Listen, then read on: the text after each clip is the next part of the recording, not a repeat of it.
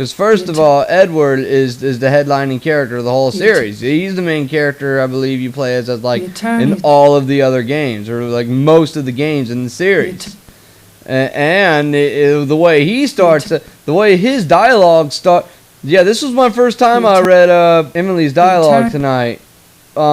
Jeremy, he has a very interesting way to start out the story there, you know? I'm doing this back and forth to try to keep this quiet while I speak my mind. Yeah, he didn't give very much detail. He said it's the kind of place ghosts run away from in terror, lunacy, that sort of thing. Luckily, devil worship makes me smile. Why again? I never understood that. Yeah, I should ask that before ending the session. No, let's get the fuck out of here. Why did Edward say devil worship makes me smile? What kind of person is Edward? We never found that out. You know? Why does devil worship make him smile like he says? Maybe we'll find that out in the other games.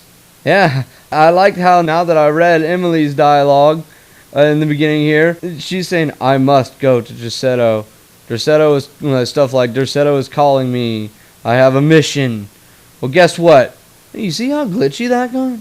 But, guess what? I have a mission now that I feel at whatever times, whatever chances I get, man. I have a mission to complete the other games in the series. You know, these games are full of mystery. And, you know, mystery, it's a good thing in a game. You know, it's a good compelling thing in a game that makes you want to play more and find out more.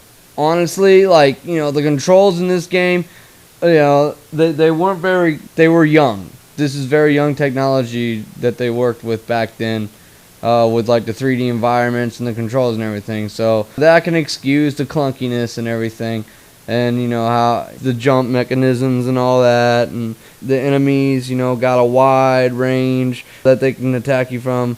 They didn't fully have that polished out yet with like the hit detection. Also, the game being picky about how far away you can be from an enemy before it can keep attacking you and keep hurting you, and you have no fucking chance to get away and all that. You know, you can be like 5 foot away from it and it can still attack you from that distance, like that alligator thing, the raptor thing, whatever. So, yeah, but at least they incorporated, if that's the right word to use, at least they included the option to be able to save at any little spot in the game, in whatever room in the mansion or the caves or anywhere in the game, any little spot your character is standing at which you can save. At least they did that. So then you can retry again at any little point that you want. And, you know, really, I think they did, aside from the gameplay and the controls, I think they did a good job with the story and some of the little scare things they threw in there. Like, it did a good job at kind of creeping me out. Yeah. It did a good job at making me feel uncomfortable and giving off like that horror atmosphere. And the couple little things they threw in that actually happen in the game that actually make it scary. Like when you read the Golden Book with the Latin or something language or whatever in it, if you read that at like what appeared to be like the wrong time, something kills you. Like you just see Carnby float in the air and get attacked by something that's invisible, and you just see your player character die right there. That freaked me out. I was not expecting that. The freaky thing about it was, you know, that everything was, and it was in like, I'm wanting to say like Latin or maybe some kind of Hispanic language. But I couldn't understand a thing that was happening in it in the book. And then I wonder, it's making me wonder, whoa, was that book saying shit like, hey, you're cursed now that you read this book? It's just in another language. Latin is like an ancient language. There's a bunch of stuff I want to conclude on. That kind of passed me by. That I didn't get to comment on, you know, as I got on it, because I just kind of wanted to move on. You know, I was like, man, I want to reach that goal of completing this game, and I have now. Oh, congrats me. Thank you all for watching. Tune in next time, really, for Alone in the Dark 2. You know, I own that on 3DO now. And now I can actually play Alone in the Dark 2, and hopefully the saves on Alone in the Dark 1 don't corrupt the ones on number 2. Well, I might want to be safe and go ahead and just delete the saves on this from this game on my 3D off my 3DO here. So just to be safe. That way I don't end up having to start over at a really fucking inconvenient time on Alone in the Dark 2 because I can't load my saves, you know? So I'm thinking about just deleting the save file, the save data file or whatever from this game, you know, when I start up Alone in the Dark 2. And yeah, I'm going to do the same thing I did in here with the saves. I'm not going to make multiple saves because, like I said, these are both theoretical and they both could have been what caused my saves on here to get corrupted, like I talked about like in last session. Alright then, well, there's my game plan.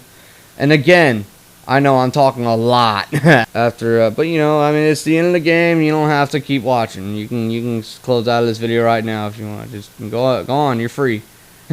But like, if you want to hear the rest of what I have to say here, with Alone in the Dark 3, the one game in the series, you know, from back in the day that was not released on any TV console and only on PC. Remember, if somebody can get that game to work on, like, if somebody can like fan port it, if somebody can somehow get it ported to either the 3DO or if it's too powerful for the 3DO, maybe on the Dreamcast, you know, like the 3DO, you can just burn ROMs somehow with some kind of software or whatever right onto a disc and play them on your Dreamcast without any physical mods to the console or anything.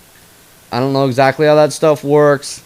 I have no idea how to do that kind of stuff, but it's a suggestion. Like, somebody please get Alone in the Dark 3 to work on some kind of console. PS2, if you got, if PS2 does need some kind of mod chip, and you know, if I could like pay somebody to mod my PS2 so that it can play like you know, PS2 reproduction discs on which you can put a port of Alone in the Dark 3. If that's the only kind of console that's going to be powerful enough and can, you know, be worked with to get that game to work on it, to get Alone in the Dark 3 to work on it, you know, if that's the route you got to go, fine.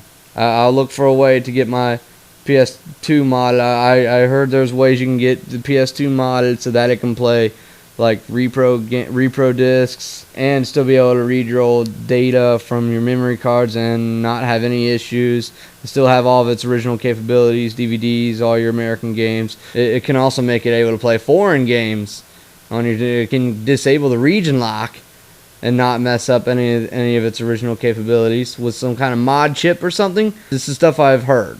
I don't know how this stuff works. I'm just throwing bits out there for anybody out there who does know how to do this kind of stuff. You know, just think about this stuff.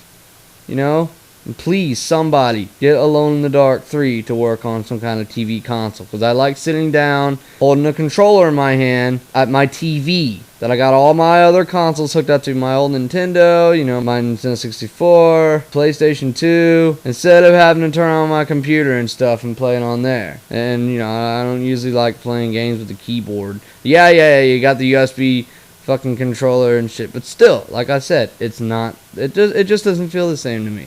And with my TV, I have a bigger screen. And, you know, I can sit down here in my comfy chair or sofa if I get a sofa or you know, and yeah, just play it, experience it like I do all my other games. So yeah, there's that. There's these ideas of mine out there. If anybody, again, can work on them, achieve it. All right. Yeah, I think I'm about done jabbering. Yep, and again, this was a great experience, and I plan to do more, you know, and other games as well. I'm working on some Silent Hill games. I got sessions of Silent Hill Origins uploaded. I don't know how many of these games I'm even gonna complete. That's why I name a lot of them. You know, this is gameplay videos. But okay, I'm done. Bye now. Thanks for watching.